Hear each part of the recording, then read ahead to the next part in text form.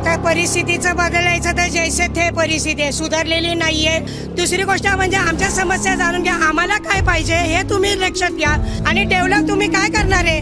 तुम्ही 10 वर्ष पुढे जायचं तर 10 वर्ष पाठीमागे यायला लागले. असं म्हणतात की सब घोडे 12%, म्हणजे कुणीही निवडून आलं तरी सुद्धा तुमच्या परिस्थितीमध्ये काय बदल होणार नाही. आता हे राजकारणी जे फोडाफाडी करतात ना. पुण्यातील महात्मा फुले भाजी मंडईमध्ये संक्रांतीच्या भोगीच्या भाज्या घेण्यासाठी पुणेकरांची गर्दी आहे, तर व्यापाऱ्यांची इथं ही अशी लगबग सुरू आहे. या सगळ्यांना आपण थोडंसं निवडणुकीकडे वळवणार आहोत. निवडणुकीचा ज्वर आपल्याला माध्यमांमध्ये पाहायला मिळतोय, राजकीय पक्षांमध्ये पाहायला मिळतोय. तर इथं काय निवडणूक तुम्हाला जाणवतीये का? आता निवडणुकीमध्ये जेवढा पहिला पूर्वी इंटरेस्ट असायचा, जर पूर्वी जो 5 वर्षापूर्वी 10 वर्षापूर्वी, तो मला उदासीनता जाणवतीये सगळीकडे. म्हणजे आताच्या पक्षाच्या बाबतीमध्ये जर तुम्ही बघितलं तर कुठला पक्ष कोणाबरोबर आहे मेन ते आम्हाला कळत नाहीये. कारण आता 2 राष्ट्रवादी एकत्र पुण्यामध्ये झालेत, बाहेर अपोजिट साईडला आहे, किंवा बीजेपी वेगळं आहे, किंवा जे आहे जे निवडणुकीमध्ये उमेदवार जे इकडून इकडच्या पक्षामध्ये गेलेले आहेत. आम्ही आता माणसाकडे बघायचं का पक्षाकडे बघायचं? या सगळ्याचा त्रास होतो, म्हणजे त्रास म्हणजे खरं तर ते जे काय करायचं ते करतात, पण मतदार म्हणून त्रास होतो विचार करताना की आपण काय म्हणून मतदान करायचं आणि कोणाला म्हणून करायचं. बरं, मी तर आता म्हणत असते त्रास तर होणारच आहे. कारण मतदान म्हणून मी जर एक सामान्य नागरिक जर असेल ना, तर याच्यामध्ये आम्हाला त्रास होतो. कारण वैचारिक धारा कुठल्या पक्षाची कुठली आहे हे आता काही हे झालेलं नाहीये, उरलेलं नाहीये. सगळे एक काम करा, सगळे मिळून एक पक्ष स्थापन करा, कोणीच विरोधक राहू नका, सगळ्यांनी मिळून खावा. सामान्य मतदारांना त्यांना विचारू नका. शेवटी तुम्ही जे ठरवणार आहे ते आम्ही एक्सेप्टेड करणार आहे. पर्यायच नाहीये, पर्याय नाही, ऑप्शनच नाहीये. तुम्ही फार मोठ्या गप्पा मारायला नको, पण जिथं आपण या मंडईमध्ये आहोत त्या मंडईतले तुमचे काही प्रश्न असणार आहेत, तर ते सुटलेत एवढ्या काही वर्षांमध्ये की आणखी त्याच्यामध्ये वाढ झाली आहे. आणि एक पुणेकर म्हणून तुम्ही गेल्या 10 वर्षांपूर्वीचं पुणं आणि आत्ताचं पुणं यामध्ये काय फरक पाहताय? परिस्थिती आणखी सुधारली आहे की आणखी बिघडली आहे? अहो, आता परिस्थितीचं बदलायचं तर जैसे थे परिस्थिती आहे, सुधारलेली नाहीये. आणि त्याच्यामध्ये फार डेव्हलप पण झालेलं नाहीये. मेट्रो आलेली आहे, पण मेट्रोला येईपर्यंत आपल्या ज्या मंडईमध्ये जे मार्ग आहेत तर ते ट्रॅफिकचे मार्ग जे आहेत तर ते मोकळे झालेले नाही आहेत.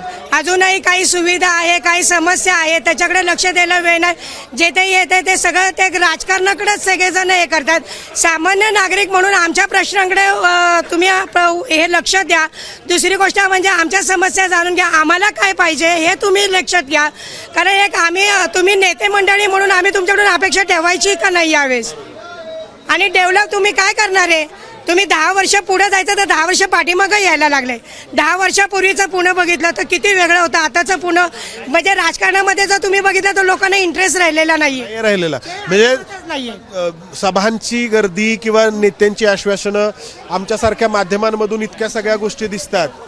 आणि कार्यकर्ते कोणाचे आहेत? आता आज जर एखादा कार्यकर्ता एखाद्या पक्षात असेल, उद्या त्याच पक्षात कार्यकर्ता राहील का नाही हे नाही. नेत्या मंडळीचं तो सोडूनच द्या, आज डायरेक्ट लेबल चेंज होऊन जाते. तुम्ही पाहता असं? अगदी नक्की डोळ्यासमोर दिसतंय.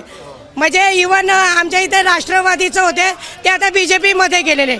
4 निवडणुका राष्ट्रवादीकडून निवडलेल्या आहेत, आता ते बीजेपीकडून आहे. म्हणजे माणूस प्रभाग कुठला? खडकवासला मतदारसंघ आहे तिकडे वारजेच्या साईडला. बरं, आम्ही आता माणूस बघायचा का पक्ष बघायचा हे तुम्हीच आम्हाला सांगा. हा सामान्य मतदारांना पडलेला प्रश्न आहे. या ताईंचं या भाजी मंडईमध्ये भाज्यांचं हे दुकान आहे, मात्र एक पुणेकर कसा विचार करतो आहे याचं हे प्रातिनिधिक उदाहरण आहे. इथे आपल्याला आणखी ही अशी दुकानं पाहायला मिळत आहेत.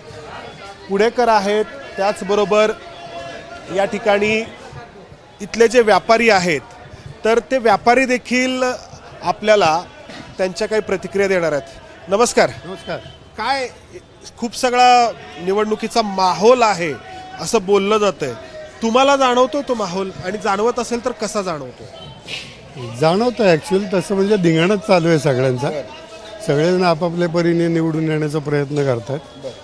पण आजचा विरोधक उद्याचा सत्ताधारी, आज विरोधक असला की उद्या विरोधी पक्षांशी याच्याशी युती करून पुन्हा सत्तेत त्यामुळे हा सत्तेचा खेळ चांगला आहे. ॲक्च्युअली माझं तर म्हणणं असं आहे की माणसानं पक्ष बघून मतदान न करता एक व्यक्ती म्हणून मतदान करावं की जो खरंच माणसांच्या कामाला येतो, जो खरा कार्यकर्ता आहे त्याला मत द्यावं. पक्षांची आत्ता जी काही परिस्थिती आहे किंवा पक्ष म्हणून जे काही दावे वगैरे केले जात आहेत त्याला काही अर्थ उरलाय असं वाटतं का? कारण जो एकीकडे सत्तेत आहे तो या निवडणुकीमध्ये एकमेकांच्या विरोधात त्याला अर्थच नाही आहे.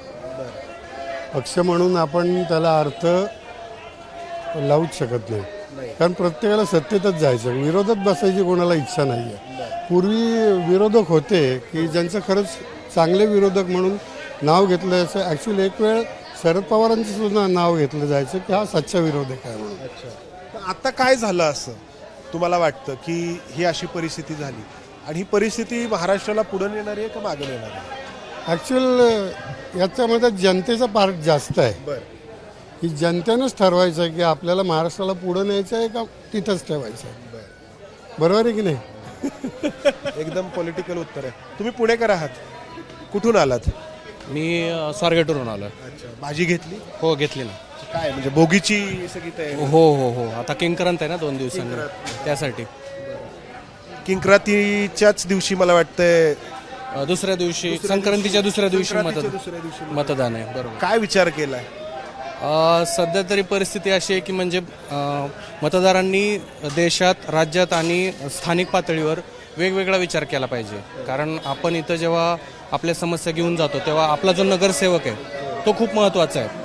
राज्यातले किंवा केंद्रातले लोक आपली मदत करायला येणार नाहीत. इथं जो आपल्यासाठी धावून येतो तो खूप महत्त्वाचा असतो. आपल्या प्रश्नांची जाण ज्या व्यक्तीला आहे त्याला मतदान केलं पाहिजे. केलं पाहिजे. म्हणजे पुणे शहराचे जे प्रश्न आहेत काय प्रश्न आहेत महत्वाचे पुणे तुमच्या शहराचा दृष्टीने? सर्वात मोठा प्रश्न आहे तो म्हणजे वाहतूक व्यवस्था. त्याच्यासाठी बरेच वर्ष बरेच पक्ष काम करून थकले, पण त्याच्यावर काय या अजून सगळ्या निवडणुकीकडून तुम्हाला कितपत अपेक्षा आहेत? हे सगळे प्रश्न आहेत, तुम्ही म्हटलात तसा वाहतुकीचा प्रश्न आहे. अनेक ठिकाणी पाणी पुण्यामध्ये पोचत नाही, आहे पाणी भरपूर, पोचत नाही, गुन्हेगारी वाढलेली आहे. तर हे सगळं निवडणुकीमध्ये बोललं जात आहे, तुम्हाला अपेक्षा किती? अपेक्षा म्हणजे बघा की असं म्हणतात की सब घोडे 12%. म्हणजे कुणीही निवडून आलं तरी सुद्धा तुमच्या परिस्थितीमध्ये काय बदल होणार नाही. का मग मतदान का करायचं तर होणार नाही असं तुम्ही म्हणता? आता तुम्ही बघता की मतदानाचा जो टक्का आहे तो दिवसेंदिवस घसरत चाललेला आहे. म्हणजे लोकांचं असं झालेलं आहे की कुणालाही मतदान केलं तरी सुद्धा परिस्थितीत काय बदल होत नाही. म्हणजे आता पिढ्यानपिढ्या गेल्या लोकांच्या तरी सुद्धा त्यांचे प्रश्न अजूनही सुटलेले नाही आहेत. आता तुम्ही मंडई फिरून पाहिली तर मंडई कशी असायला हवी जी पुण्याची मंडई आहे आणि कशी आहे हे तुम्ही पहा की लोकांच्या ज्या सुविधा आहेत त्या अजून असुविधामध्येच आहेत लोक. तुम्ही काय काम करता? मी IT इंजिनियर आहे. मध्ये आहात तुम्ही.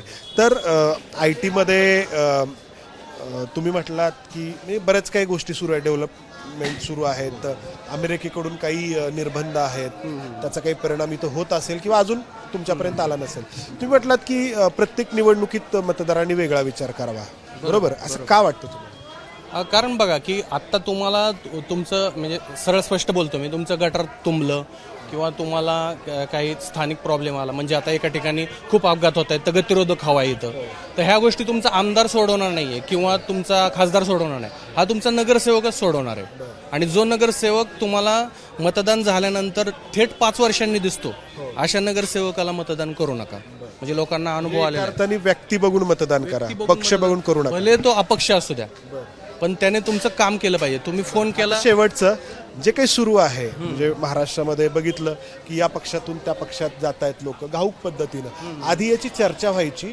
लोकांमधून प्रतिक्रिया उमटायची की अरे हा तर या पक्षाचा आहे, तो या पक्षात गेला. आता कोणालाच काही वाटेल असं झालं, इतकं घाऊक पद्धतीने. सकाळी या पक्षात तिकीट मिळालं तर या पक्षात, तिथे नाकारलं गेलं तर आणखी तिसऱ्या पक्षात.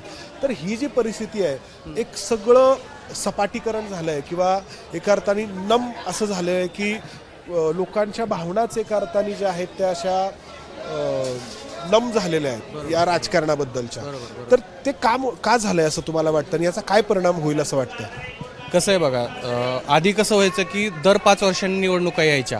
आत्ता असं झालेलं आहे की आत्ता ही 2026ला निवडणूक आहे, पुढची निवडणूक येईल का नाही आणि कधी येईल का बरं? थेट मी स्पष्ट बोलत नाही, न्यूज चॅनलवर बोलतोय मी, तुम्ही समजून घ्या मला काय म्हणायचं ते. त्यामुळं लोक म्हणजे मतदार सुद्धा, उमेदवार सुद्धा, त्यांना सुद्धा असं वाटतं की जी काही संधी आहे ती आत्ताच आहे. एक वेळ भाजप, शिवसेना, काँग्रेस कोणत्याही पक्षातून तिकीट नाही मिळालं तर MIM मध्ये जातील पण उभा राहतील, अशी परिस्थिती उमेदवारांची आहे. कारण त्यांना काही करून निवडणुका लढवायच्या आहेत. पुढं 5 वर्षांनी निवडणूक येईल का 50 वर्षांनी येईल काही कुणी सांगू शकत नाही. तुम्हाला वाटतं तसं? परिस्थिती आहे. वाटतं बरोबर आहे ना. आता सगळे हिंदू हिंदू हिंदू करतात, आता हिंदू एकत्र आले पाहिजे ना सगळे. ते काय होत नाही. आता MIMच्या भाजप पाया पडायला लागला, मग उपयोग काय त्या गोष्टीचा. मग आपण भाजप पाया पडायला लागले? हा, कोण पाया पडलं? ते आता अध्यक्ष कोण आहेत ते? रवींद्र चव्हाण. हो, MIMच्या अध्यक्षाचे पाया पडले आता संभाजीनगरमध्ये. नाही, पण ते तर हिंदुत्ववादी पक्ष आहेत ना भाजप. काय उपयोग आहे त्या गोष्टीचा. मग आपण हिंदूंनी कोणाकडे बघायचं? धर्म वगैरे काही शिल्लक राहिलेलं नाहीये बघा.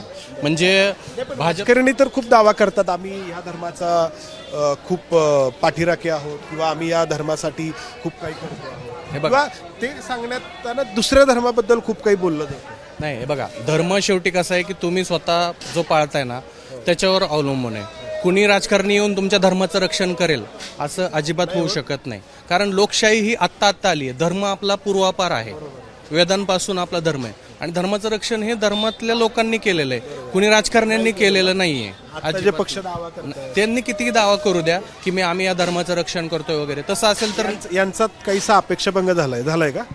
नाही नाही, अपेक्षा भंग नाही झाला, पण आपण जे हिंदू आहेत ते एक संघटित राहिले पाहिजे. जसे मुस्लिम लोक कसे संघटित होतात तसे आपले कसं राहिलं पाहिजे, कसं केलं पाहिजे? आता हे राजकारणी जे फोडाफाडी करतात ना. तर यांचं म्हणणं आहे की रवींद्र चव्हाण पाया पडले कोणा MIMच्या नेत्यांना, हे यांना पटलेलं नाहीये. यांचं वेगळंच म्हणणं आहे की राजकारणात धर्म नको. बरोबर, लोकशाही व्यवस्थेमध्ये हेच अपेक्षित आहे. आपली चर्चा तात्विक बाजूनी जाते, ती थोडीशी आपण बाजूला ठेवू, पुढा वर्तमानामध्ये येऊ. काका पुढे या. कुठे राहता तुम्ही? मी कोथरूडला राहतो. आता कोथरूड मी भोगावला गेले 5 वर्ष झाले. आमच्याकडे फक्त ट्रॉफिक समस्या आहे. आता मेट्रोचे झालं आहे. मेट्रोचं काय आलं, जिन्याला लोकांना तरुण वगैरे जातात, जे म्हातार माणसं आहे त्यांना लिफ्टने जात आहेत किंवा काय होत नाही, लिफ्टला गिअर जास्ती, पायऱ्या चढायचं म्हणजे तरी प्रॉब्लेम येतो. मेट्रो केली आता, ह्याच्या पलीकडे काय करा? मेट्रो तर आहे झालेली, आता काही ना वर खाली गर्दी कमी झाली. मी साधारण त्या दिवशी गेलो होतो. साधारण एंड युजर एंड पॉइंट पर्यंत सेवा मिळत नाही अजून तरी मेट्रो.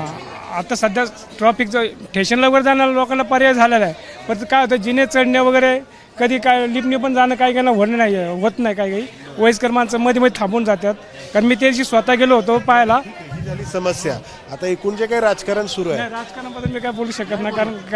कारण मी 88 पासून पाहते, पण आतापर्यंत राजकारण मला व्यवस्थित वाटतच ना आतापर्यंत. म्हणजे मी मस्त राजकारणाचं काय कारण राजकारणाचा विषयच नाही चालला. कारण आम्ही आतापर्यंत हीच जी अनास्था आहे ना, तर तीच जी आहे ती या परिस्थितीला कुठेतरी कारणीभूत होते का?